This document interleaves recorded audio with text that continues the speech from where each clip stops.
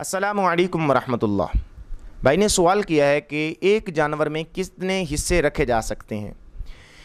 अगर छोटा जानवर है, बकरा है, बकरी है, नर मादा, भेड़ नर मादा है, तो उसके अंदर सिर्फ एक ही हिस्सा होता है, एक ही बंदा उसका मालिक होता है, उसके अंदर अपना नाम रख सकता है। अगर बड़ा जानवर है, गाय, भैंस या इसके अंदर नर और मादा हैं और वो इसी तरीके से कैमल है, ऊंट है, तो उसके अंदर 7 हिस्से रखे जा सकते हैं।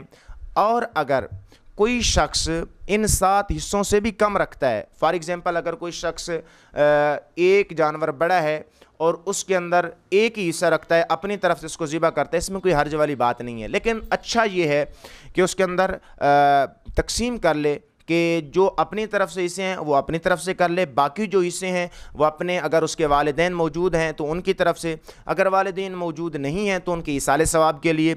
इसी तरीके से एक हिस्सा जो है आका अला नबी अलैहिस्सलातु वस्सलाम के नाम पे रख दे या किसी भी सहाबी के या अहले बैत में से किसी के नाम पे रख दे, इसमें कोई हर्ज वाली बात नहीं है। इसमें ऐसा करना अच्छा और बेहतर और मुस्तहब अमल है। दुआ है कि अल्लाह ताला आपको और मुझे मसाइल समझने की तौफीक अता फरमाए। अस्सलामु अलैकुम वरहमतुल्लाह।